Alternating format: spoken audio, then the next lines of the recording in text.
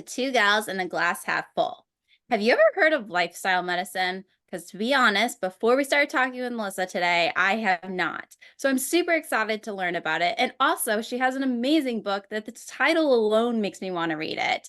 It's Healthy Living Doesn't Have to Suck. So let's hear more from her and more about this book. But before we get started, Dr. Jess, what is in your glass? So today I am drinking my cup of coffee. I don't normally use this mug because it doesn't keep it as hot for as long. And so, but I'm like challenging myself. I mean, it's not like completely full, but like I'm like, really just drink it while it's still warm. But it has my logo and I just love the tree. So so I should use it more. So anyway, so Dr. Bobbie, what's in your glass?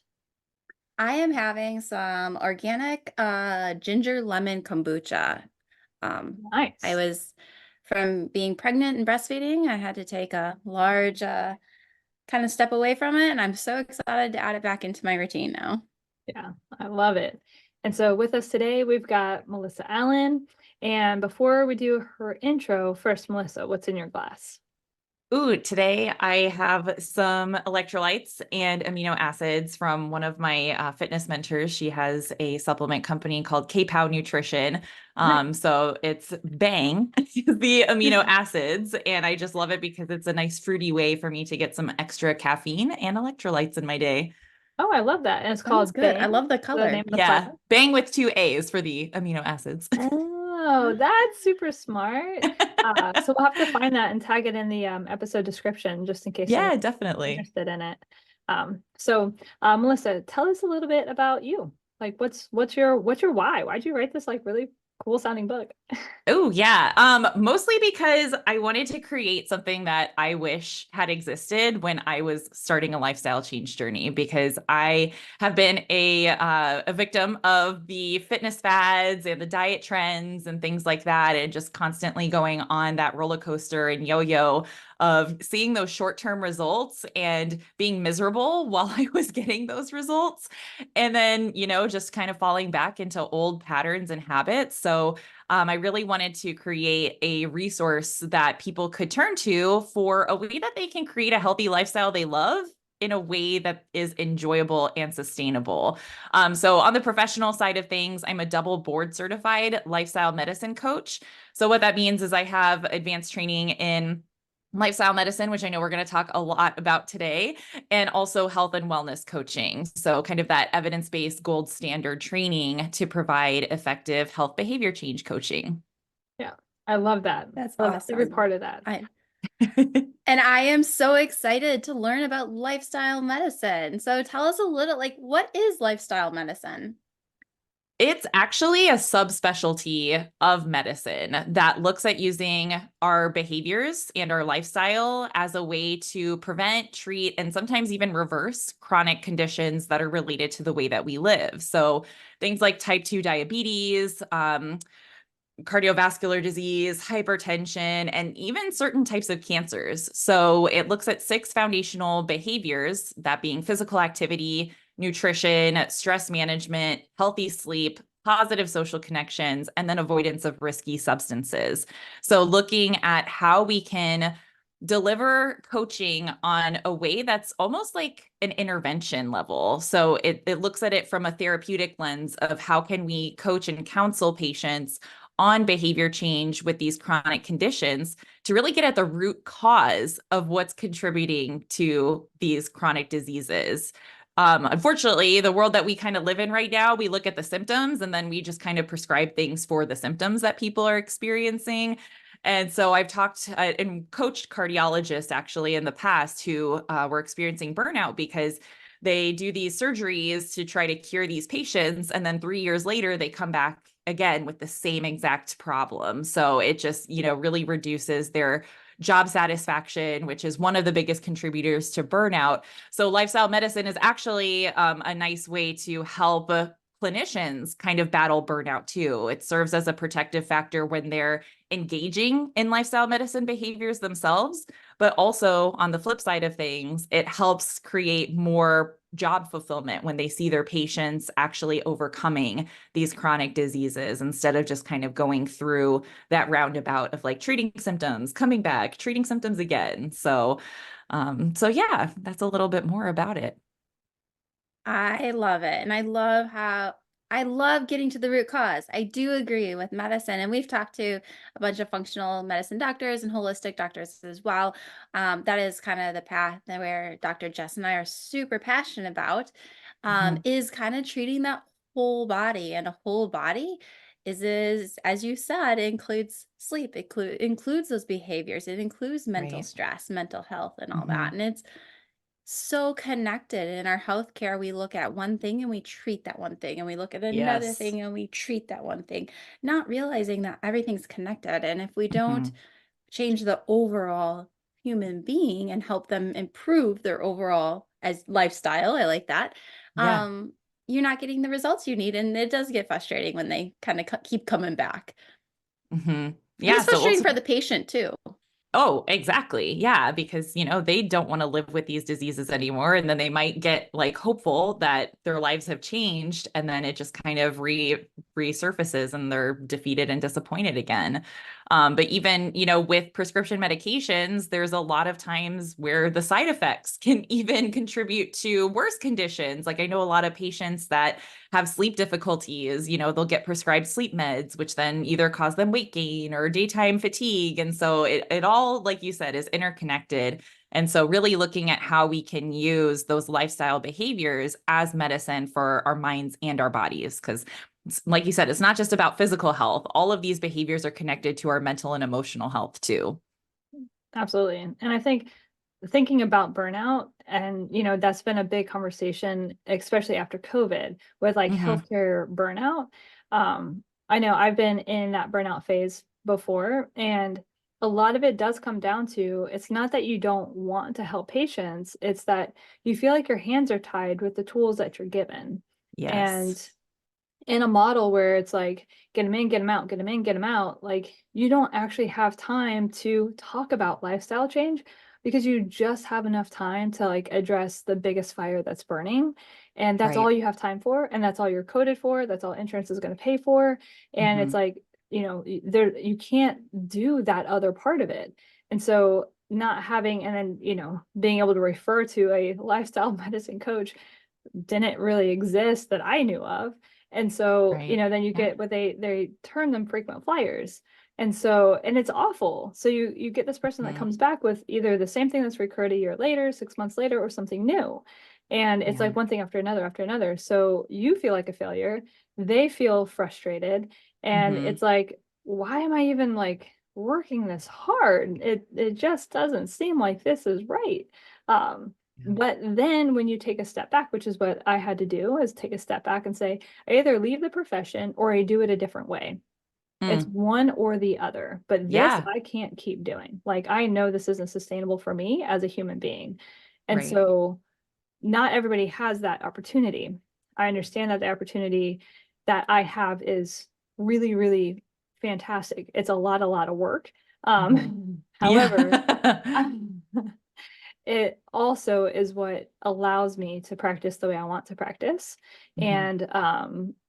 And not, if you're just a standalone cardiologist to open up your own place, like you Right. have to create that team. You have to create that referral base, Hmm. and maybe not do it on your own, and that's fine as well. But like, Yeah. how do like, so is there like a network of lifestyle medicine coaches? Is there like a group that you belong to that other people could refer out to? Like, how does that work? Yeah. So unfortunately with coaching right now, it isn't reimbursed by insurance at Right. all. The Yeah. workaround there is that board certified coaches like myself, we can have people use their HSA, FSA funds for Yeah. coaching sessions. So that's a way to make it a little bit more accessible. Otherwise, it typically is self-pay. And we do have a couple different databases. I'm certified through the National Board of Health and Wellness Coaching. So that's one directory that exists for board certified health and wellness coaches. So you can go on there. And again, those are all coaches that have gone through rigorous training to be able to effectively coach on behavior change.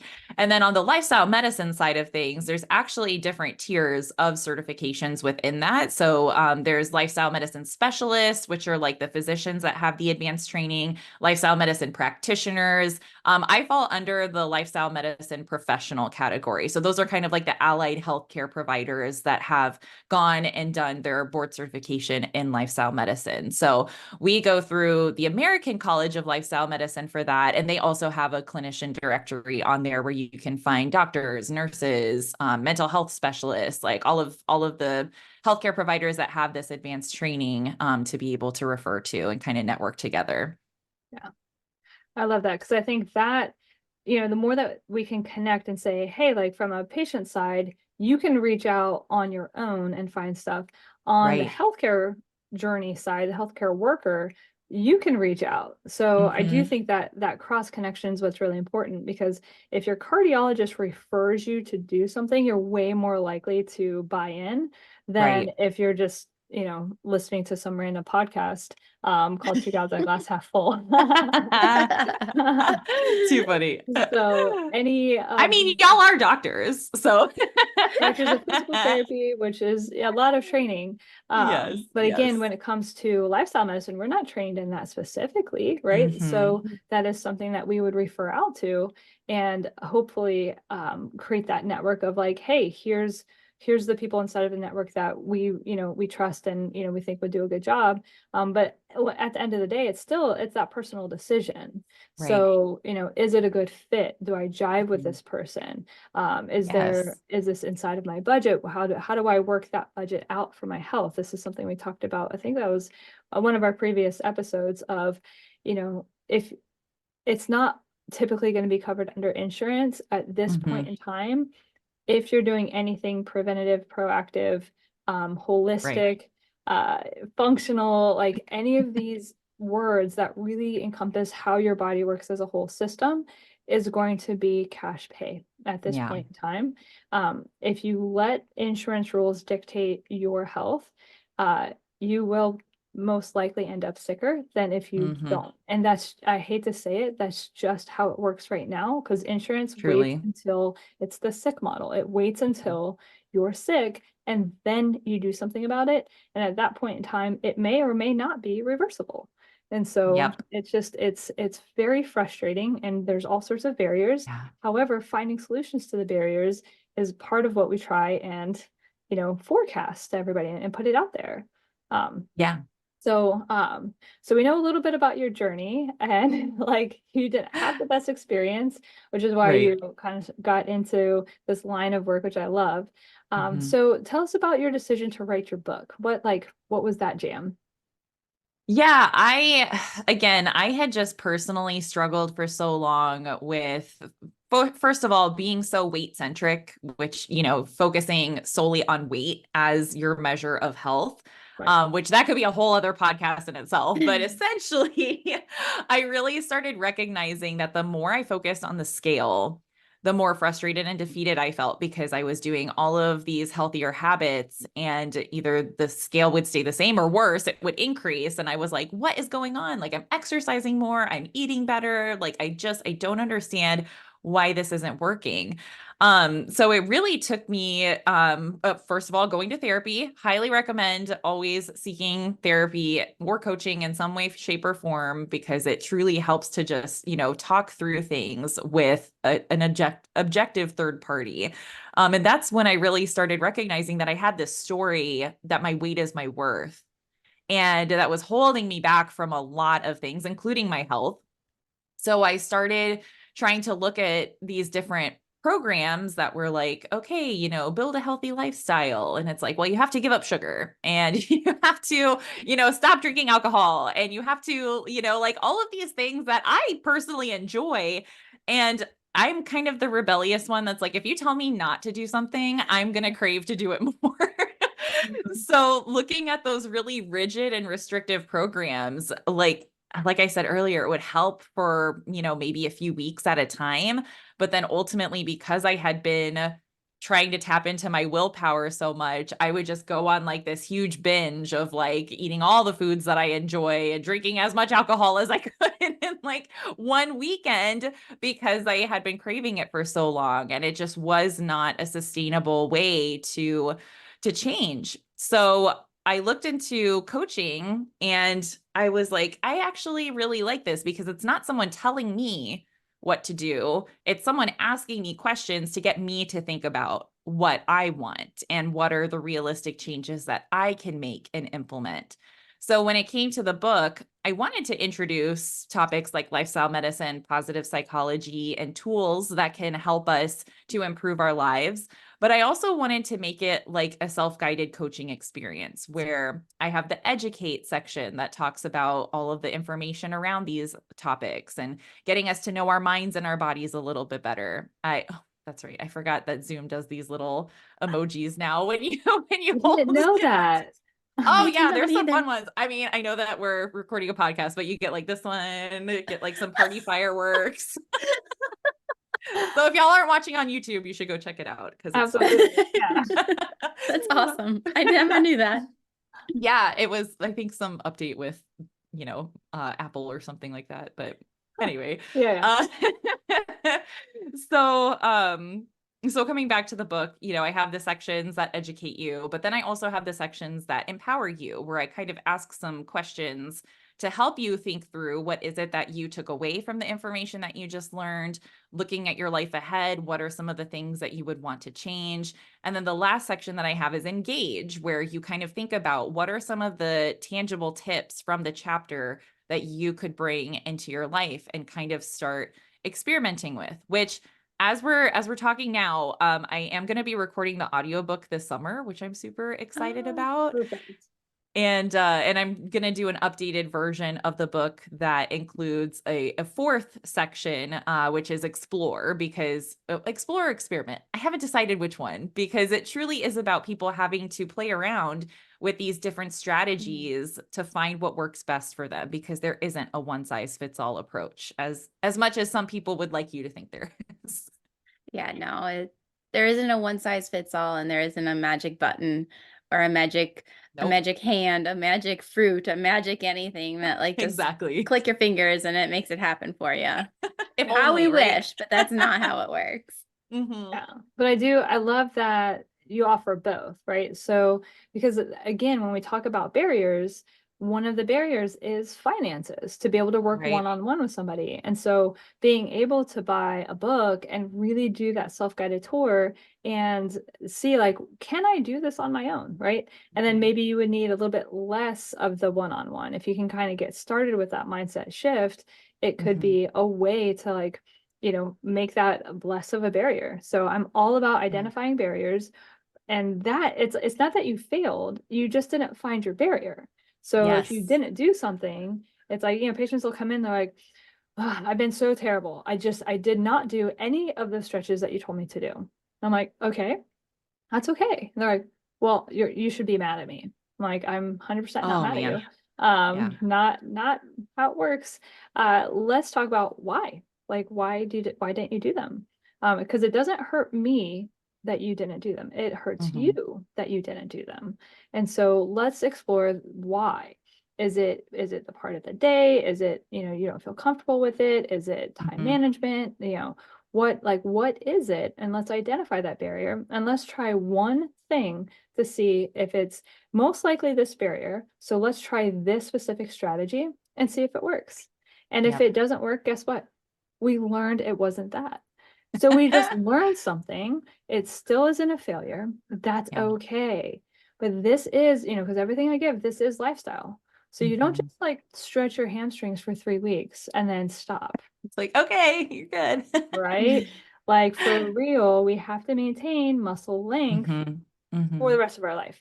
Mhm. If Yeah. we want our bodies to move normally, that's Right. just how it works. So if we can start these, this again, behavioral change process of when in my day can I devote some time for me to make sure that I'm keeping my body moving well? And so identify the barrier. That's all it is. And I mean, Yeah. it's more complicated than that, but that's where it starts, is identifying Right. the barrier. And I think for me, that's helped me a lot in my personal life, right? Like, what is Yeah. my barrier? Like, you know, if I didn't get up in the morning to go for my run, you know, sometimes that happens. Yeah. What was my barrier to that? And don't beat myself up. Obviously, like that self-defeating behavior, Oh you know, yeah. mindset starts like, you know, you shoulda. I'm like, you're shitting on yourself again. Stop shitting. I And say that in the book. I say, stop shooting on oh, yourself. it's a thing. Just it's the worst thing that somebody can do to you or you can do to yourself is to shit on Yep. yourself. Mm-hmm. It's awful. So I just love, like, you know, I love that there's people out there that are putting information out there that's accessible and attainable. And for real, is like, it's okay to not be perfect. Like, Yeah. that's actually Mhm. life, really. Like the real answer. You're not. Yes. Yeah. I want to go back to, you had mentioned, you know, weight, like, and that you were so focused on this number that when you step on the scale. My Mhm. background comes from gymnastics, and I think gymnastics has come a long way these days. Both I coach it, but seeing others. But way back when I was in there, um, my coach was amazing and awesome, but there was a Mm. huge problem throughout the sport.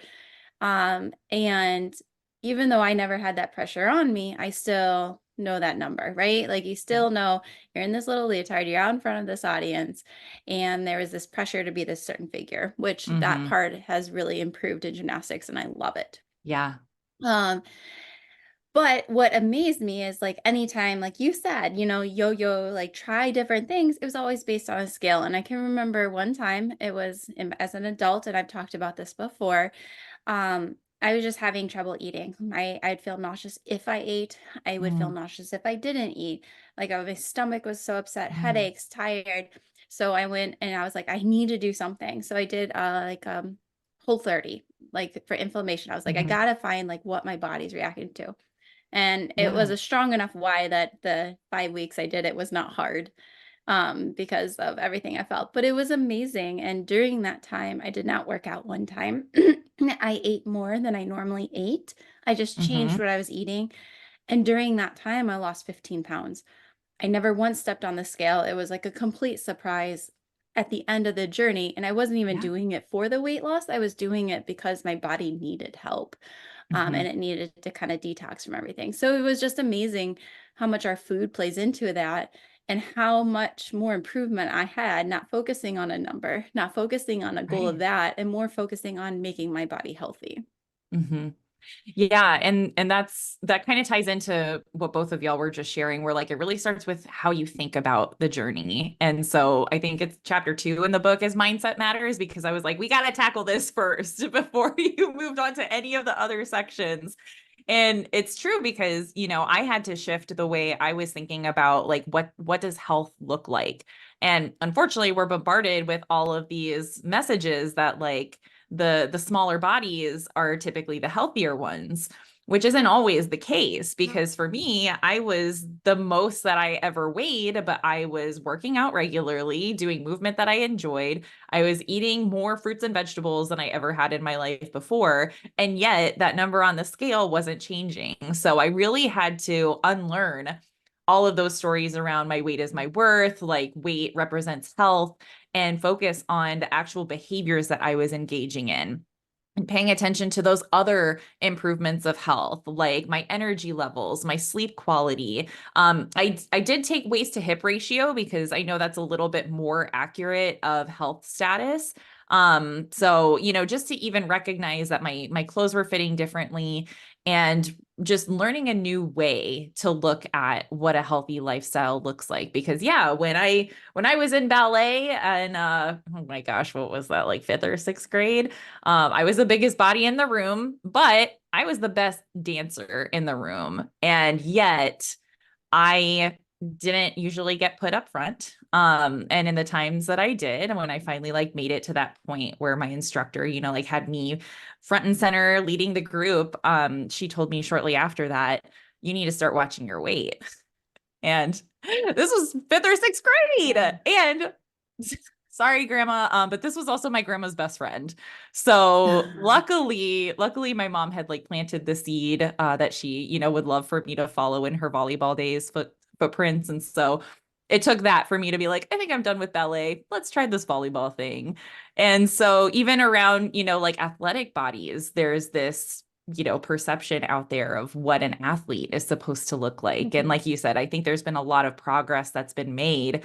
But we still have a long way to go, especially in the healthcare system with the weight stigma and bias that is faced. So, yeah, another thing that I do is I teach virtual fitness classes, and I obtained my size inclusive fitness certification because that was something that I also felt like I knew what it was like to be the biggest body in the room and to feel intimidated being surrounded by all of these smaller frames. And yet you have something that you're excited about and you look forward to, but you just get so in your head about it because of everything that we've been taught throughout our lifetime of what health or what beauty looks like. Yeah, absolutely. I would love to learn more about the size. For personal family members too, because I do know that's a huge barrier. I have a family member that won't leave the house because of their size. And, that's just a whole nother population that truly needs help. And they really actually need that lifestyle and behavior change. Because one thing that kind of hit me strong, especially when it comes to food and it comes to eating and it comes to weight, it is the only drug that you can't stop. You can stop alcohol. You can stop any type of marijuana, heroin, like all those crazy things. You can stop it. You can't stop eating. You have to eat to live. And if that is your quote unquote drug of choice, and that is like what you resort to, like you have to still have it. So like that always hit me hard. So I love that. It's because that's such a great place for people that if they're looking to get started. So I'd love to get the links for that. We'll put them down below too for anyone else that's listening that really is looking for a place to start that's safe. Absolutely. I think safe is the key there. So knowing that you're not going to be judged when you like enter that, even if it's virtual, like even when it's virtual, there's still that feeling of judgment and people could be judging me. And so knowing that if you're like putting one foot in front of the other, and if you're doing something that's positive for you, and if somebody, wants to look at you in a lens that you feel like might not be super positive, part of it is trying to say, screw you to them. If it really does feel like that. The other side of it is, might they also be just as scared as you?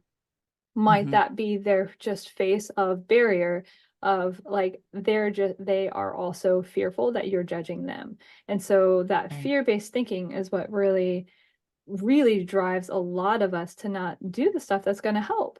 And, worst case scenario, someone says you look big. That's the worst case scenario. The best case scenario is that you get healthier, happier, and sleep better. So just weigh those pros and cons with each decision you make, and you get stronger in it. It's hard in the beginning. It's very hard. That is just, it's excruciating actually. But it does get better if you just stick with it with the right coach. The right coach is the key there. Yes. And let me tell you, there are some not so great coaches out there. And I shared an episode on my podcast about when I was working for a large healthcare system. And one of our benefits was, we did like this biometrics program and things like that. And of course, my BMI was like the only out of range biometric that I had. So to qualify for an incentive at the end of the year, you had to engage in these free health coaching sessions that were offered through this big platform. And so I had done such a good job, like overcoming all of my own struggles around my weight, and I was in a really good place. And when I reached out to these health coaches, the first thing that I was asked is, how much weight do you want to lose? And nowhere on the coaching did I say that one of my goals was to lose weight, but they looked at my BMI and they just assumed like weight loss is the goal here. And that did so much personal damage for me. Like, it's still something I get so worked up about it still to this day. And it was almost 2 years ago, because I was like, can you imagine? I have the training that I have. I know that this isn't effective coaching. Like, this is someone projecting like their own, biases onto this poor human who now, if they weren't even thinking about their weight, now they think that their weight is a problem. So, oh gosh, just going back to mindset and everything around it, Another big thing that we fall into is the all or nothing mindset. So even with getting started on a fitness journey, we think we have to go like balls to the wall and like work out every single day. And then our bodies are like, what are we doing? Like we haven't gone for a walk longer than 15 minutes. And now you have me up in these like 45-minute HIIT classes. No, thank you. And, I lifestyle medicine, obviously movement is medicine, food is medicine, sleep is medicine. All of these behaviors we can use as, medicine for our brains and our bodies. But when it comes to physical activity, I think people get really intimidated when they see that the optimal health guidelines are 150 minutes per week of moderate intensity activity. And it's like, okay, like that's the main goal. Like that's where you want to end up. But right now, 5 minutes is better than none. 10 minutes is better than none. Yep. But it's so hard for people to really break that down and to feel like there's value in those short movement sessions. But I think that's one thing that can be really helpful for people to even just get started, because just like you were saying, it's the getting started that's the hardest part. And just being able to break it down and simplify it is where people can start building their confidence around these behaviors and start working up that courage to try new things. Because even when I was getting certified as a fitness instructor, again, biggest body in the room, I didn't see any other fitness instructors that looked like me, total imposter syndrome. And when they were offering like the modifications or the options, they were still too hard for me at times. So I was like, you know what? I've got training now. I am a certified personal trainer and group fitness instructor. I'm going to take these down to like their actual foundation level, not like these crazy, complex movement patterns. It's like, no, let's just do some bicep curls, like let's start there. And that was one thing I really appreciated about the Size Inclusive Training Academies program, was like they showed you how you can offer more modifications and options for people that are in bigger bodies that may even struggle with things like squats and lunges. And I think that's a big component that's missing in just fitness settings in general, but I think a lot of gym settings too.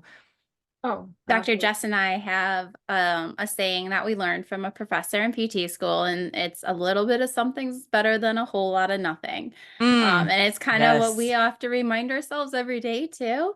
And I love breaking it down, small movements. We're almost done creating a 30-day exercise challenge. Oh, awesome. But it is one thing. We're giving you one thing to try. And that thing sometimes can be done in a minute. It's just adding those small little things in with tons of modification. So we're super excited about that, because it really is those little things you do each day. And if you're not able to do 30 minutes in a day, don't start there, start smaller. Just that little bit of something. Yeah. And don't discount simple things like walking. Oh, I get so frustrated at those toxic fitness influencers that are like, walking isn't a workout. And it's like, yes, it is. You're moving your body. Like that is activity. Like your heart and your lungs are working. Your body is moving. Like all of that counts. And yet there is this big cognitive dissonance within our society where it's like, if you're not sweating like really hard, because it's how I used to think, if I'm not like sweating buckets, then it didn't count. So like I wasn't in yoga sessions, I wasn't walking. I was like, I've got to run, or I've got to do this like really crazy, strength session. And it's like, oh, it doesn't have to be that hard. It also doesn't have to be miserable. Like your body craves different kinds of movement. So whether that's dance, or, it is strength training, or going for a mindful walk outside, like all of those things count. So yeah, I love that. A whole lot of something is better than a whole lot, or a little bit of something is better than a whole lot of nothing. Yep. Yeah. It's like literally the mantra. I have to say it in my head literally daily. Because like we all have these different roles in life. And so, I'm a business owner, but then I'm also a mom of two, and a wife, and a daughter, and a friend, and right? Yeah. So at some point in time, like, where do I come in for me, like me as an individual? So like my movement and my stretching and my strengthening and my overall balance and, my routine for sleep and all of these things. So it's like, how do you prioritize you and make sure that you're putting enough into your other roles that, it's this constant balance is what it feels like you're juggling, right? And so you Yes. can't just juggle one thing. Like it doesn't Uh-huh. work. The rest of them are on the ground. But like Mhm. you have to put you into the juggle, right? Yeah. Like you can't put you on the ground. It's part of the juggle. And so as Right. long as you're like keeping you off the ground, hey, that was a little bit of something. There's going to be days Mhm. where you are able to get you higher, but then something else is going to be a little bit lower. And Yeah. that's the real answer. It's like you're not going to be perfecting every role every day. And it feels like a juggle because it Mm. is. It Yeah. really is. Like we can't just isolate and hyper focus on just one thing because that's not how the world works. Right. It isn't. So it's like these little, Mhm. these little diffuse things that are Yeah. constantly going on and then getting better and better at that. Well, that's where it's like you just learn stuff, right? So like maybe Yep. read this book, maybe get a journal, maybe, try implementing one new thing. But it's like if you just do one little thing at a time, and then you look back like a month, 6 months ago, and you're like, oh dang, I'm crushing it, right? Right. Yes. Right. I know. We're so quick to discount those small bits of progress. Yeah, 'Cause absolutely. even thinking back to the patient that you mentioned earlier, who they were like, "Oh, you're gonna be so mad I didn't do anything." It's like, well, did you really like? Did you not do it once? And they're like, "Well, no, I maybe did it 2 or 3 times." And it's like, "Oh, that's not nothing." Right. But for some reason, we get so fixated on what we didn't do Mhm. versus the things that we did do, Right. and discounting those positives. Right. And the one other phrase she taught us that I personally use a lot is, at least I'm out here. And Mm, what she tells is a story, and she was in North Carolina and she was a professor at a school. And there's like this really big hill that she had to walk up every day to get to a class. And she said one day she was like running like up it, but obviously running very slowly. And a group of kids came and were like, "Hey, that's so slow." Da, da, da. Like, and she looked at him, she was like, "At least I'm out here. Like, you're sitting in a mm, car." yeah. Like, Yeah. like how quickly people are to judge. So a lot of times I have to be Right. like, when I'm like frustrated, like not meeting my goals, I'm not, um, my exercise or my fitness level is not where I want it to be, or I Right. couldn't run as long as I wanted to do. Like, Mm-hmm. it's like, at least I'm out here. At Yeah. least I put on my shoes and I showed up. And maybe Yes. that's all I did today was I showed up, but Yep. that is more than whoever's sitting at home that has Mhm. the ability to go. Mhm. Yeah, absolutely. Yeah, and you just make it yours. It's your Hmm. journey. It's not someone Mhm. else's, and you don't need to compare it to somebody else's. So I Yeah. think that's one of the biggest things I see is, like a patient will say, well, I can't run like you run. And I'm like, it doesn't matter. Like I don't whatever, you do. Like maybe it's somebody that lifts heavy things. I'm like, I don't lift heavy things. Like I Hmm. don't really love that. Yeah. For me, running, I really truly enjoy it. And Hmm. so I have that intrinsic joy when I run and I value that. And that's part of my mental health too. For me, it Yes. becomes very meditative. But other people, that could be something very, very different. Hmm. And that's okay, right? So, like, what I'm doing over here is different than what you're doing over there. We're Yeah. just coexisting, really, Yep. in different ways. And I think that's like a something to really have to kind of wrap your head around because I know in the past I would do things that maybe worked really well for somebody else. Because like, isn't running bad for you? Or people say, like, why do people say that? That's like ridiculous. But anyway, I would Yeah. listen to that, like, oh, running's bad for you. And then I would go do something that I really didn't enjoy. I was not motivated to do it. I was Hmm. inside. I like to be outside. And it's like, finally, I was like, this doesn't make sense. Like, I'm an Yeah. outside person. I really love it. And I'm just not going to do this anymore. And plus, I'm cheap Mhm. and I don't want to pay for something that like I There can do you for go. free outside. I am really, really cheap. Like if I can make it myself or if I can do it myself, like I will. Yeah. Um, so And you know you best, right? So you're like, right. why am I going to spend money on this thing that I don't look forward to? Yeah, I was like, what am I doing? This is Yep. ridiculous. Like I'm doing it out of like obligation somehow to Mm. somebody that I don't even know. Right. Like Yep. like So we've all done it. And that's the Uh-huh. thing. It's like, so learning through the journey of like, what do you actually think about? Like, oh, I can't wait until, like that's what you do. You might Yeah. not know what that is today though, hmm right? Yeah. If you That's don't so go true. try stuff like I did and then get a bunch of like, nope, not that, nope, not that. Next Yeah. time, not that. Like Right. Yeah. And I also think it's important to be open-minded about trying things that you've already tried, but in a different capacity too. Because even for myself, like I used to try to go to yoga classes, and there was this one time where I was literally like shamed and embarrassed in front of the class for how tight my hamstrings were in downward facing Oh, dog. geez. And I was a competitive person anyway, so I didn't like yoga because I was constantly comparing myself to like the instructor and the 100%, people around me. 100%. And like I already knew. I was like, I already know my hamstrings are tight. So yes, my heels are not going to be anywhere near the floor and my knees are going to be bent. Yeah. And the instructor like tried to like lift my hips up and back. I was like, no, my body does not want to do that right now. So I had to really give myself some time and space to work through that, because again, there were stories that were then planted that like there was something wrong with my body because of how tight my hamstrings were. Right. And it put me off from yoga for a very long time. Mhm. And I just had to keep trying different classes and different types of yoga. And then I finally found someone who ended up being a coworker when I worked at the Recreation and Wellness Center on campus at UCF. And her yoga was just like, oh, this is what I needed. And I loved it so much that I got like my sunrise yoga teacher training, just like basic foundation yoga for, fitness through AFA, I think it is. And now it's like I teach yoga for non-yoga people because I need the flexibility, I need the mobility, but going to a full-on yoga class can be very intimidating. Right. So just again, trying new things out.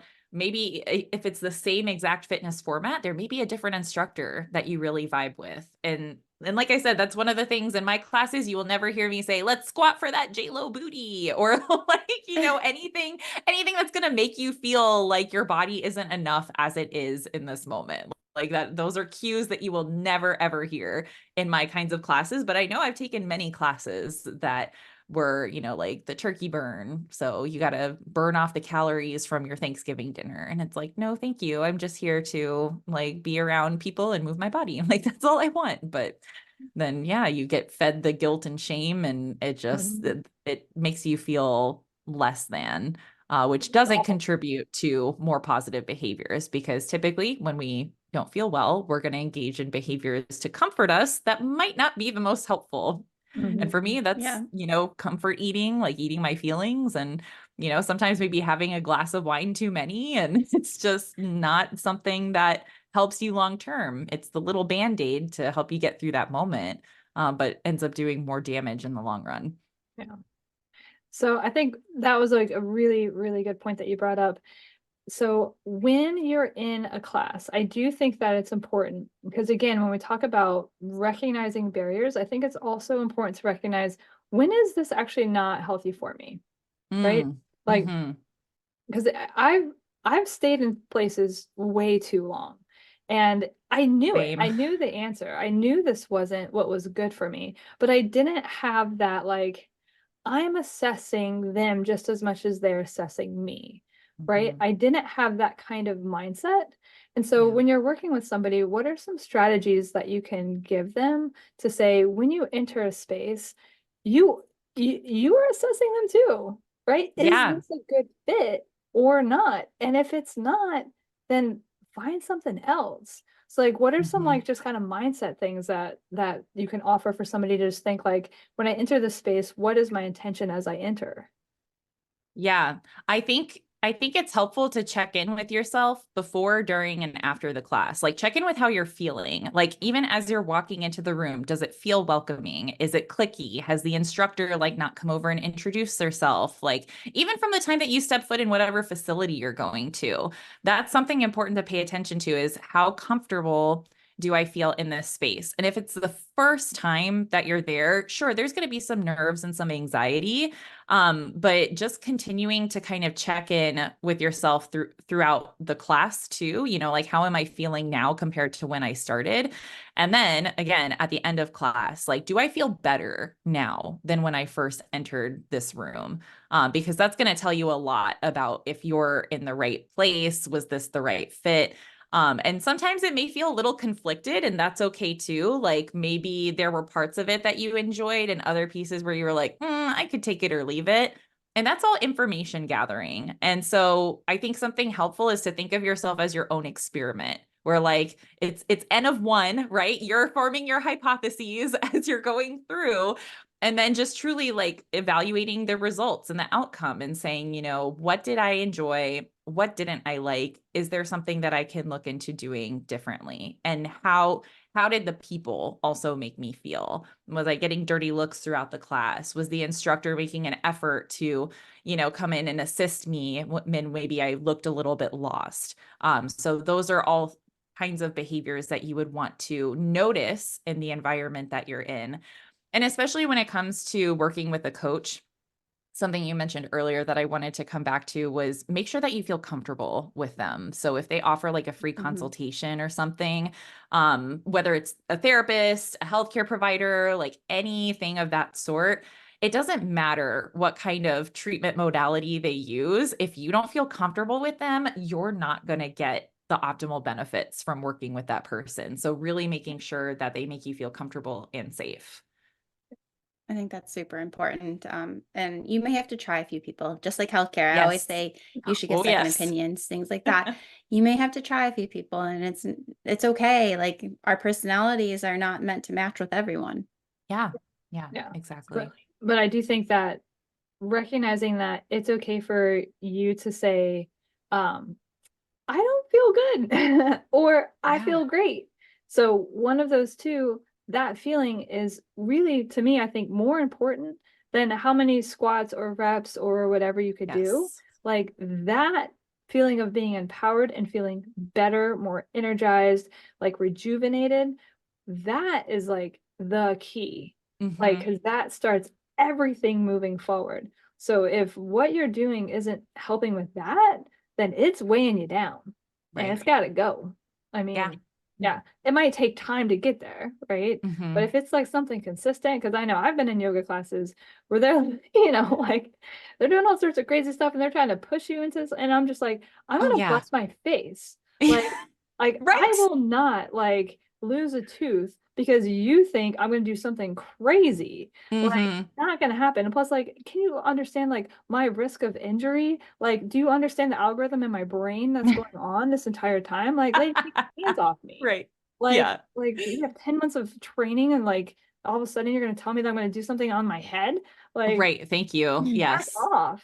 So I mean, it's like, oh, and then all of a sudden I'm like, I'm now pissed. Like I went to this yoga class to get like zen. Right. Relax. Yeah. Like, just let me do my thing, walk around and bother somebody else, or please actually don't leave them alone. Just say, this you're good job. I'm glad you're here. What about an affirmation? Yes. Yeah. So it's like I don't know, like there's so much toxicity out there. And I just think if people can hear, like, we've all experienced it, you're going to experience. I hate to tell you that, but you're going to. That's part of the journey, is that you're gonna have negative experiences. It's not perfect. There's a lot of people that are imposters that are out there that truly are in it for them and not for you. So sorry, that's the real truth though. However, you can find it. Like, you can find what's good for you, and working with somebody like Melyssa is going to be like, how you do it. Because like having that safe audience to come back and, do what I do to Dr. Bobbie, can you believe blah, blah, blah, blah, right? And like, and she's not going to like attack me for it. She's going to go like, probably laugh at some point and then say, well, did you think about? And I'm like, yeah, good point. She's going to help frame my thinking, because I'm going to get onto that negative bus, and she reframes me, and then I'm like, oh, thanks, that's why I called you, I really appreciate it, right? And then she can do the same to me. And so that's kind of how we are accountability partners with all things in life. You gotta have those people. you gotta have that person, right? Yep. And so, but with Melyssa, working with somebody that's going to be like structured and really help with that journey and call you out when you need to be called out, in a caring kind way, but then also being able to like help you implement tools and strategies and be systematic about it. Because really, if you really come to something with intention, give it a good try, a good honest effort, you will learn from that. Whether it goes well or doesn't go well, it's all learning, and having somebody guide you in that. I mean, that's like, it would speed you up years and years and years in your journey. I can only imagine how much faster it would go with that guidance. So, I mean, I don't know if there's any number because it'd be different for everybody, but I mean, drastically it would speed it up. So, yeah. And I think the biggest thing is helping you learn how to approach the journey through a lens of curiosity and compassion instead of judgment, guilt, and shame. Right. Because even, you know, it's true. Like I technically do call people out in sessions, but it's not like why would you do it that way? Or why didn't you do this? It's like, you know, I'm wondering if there was something that got in the way that maybe we can anticipate better for next time to set you up for success. And what would that look like? You know, it's like, there's different ways. Yeah. There's different ways that you can phrase things too, not only when you're working with somebody, but also when you're thinking and like trying to learn how to coach yourself through those challenges, and really just like you said, reframing it from that lens of noticing, ooh, I'm being very judgy and like self-critical right now. Okay, let's take a step back. Like, how can I look at this through a lens of patience, curiosity, and compassion? Yeah, absolutely. I love it. I love every part of this. So Melyssa, I really appreciate you coming on. I think like our episode description is going to have a bunch of links about you. So if people want to know more about you, know more about your book, I'm super interested in the amino acid water with electrolytes. Yes. So that way, if you are listening, check out those links, and it hopefully will be helpful. And then if this was information that you found helpful, like share it with somebody, share the episode, let more people know that there is lifestyle medicine out there, and it's possible to find, and it's all part of being supported in the journey. And there's a lot of different ways of doing that. But I mean, for real, like lifestyle medicine, I mean, it's kind of not fancy. That's why I love it. Exactly. It's real life. And it's not full of prescriptions and all of these things that are going to create dependency. It's all meant to, instill confidence and independence, honestly. So that's like, I love that. That's a great way. I've never thought about it that way, but yeah, you're so right. I love that. Well, that's the whole thing, right? If you go onto like a prescription medication, I mean, likely you're a client for life. Yeah. I mean, it's a great model for the industry of like pumping out pills. True. Yep. So true. I mean, they kind of want to catch you then, because now, boom, they got a customer. So in our line of work, it's different. We actually don't want a customer for life. We want you to be independent. And it's not the best business model for like making a ton of money. However, it's the right thing to do. And it's the ethical thing to do, is to instill confidence and independence. So I just think that if we live by ethics and morals and share what we are passionate about, and more of our community did that, I mean, we can really like change our communities. Yeah, absolutely. We could definitely help transform our current healthcare from disease management to actual health promotion. 100%. And that's part of the goal of lifestyle medicine community. Yeah. Awesome. Well, thank you so much, Melyssa. Like, subscribe. Thank you. All that stuff. Absolutely. Bye.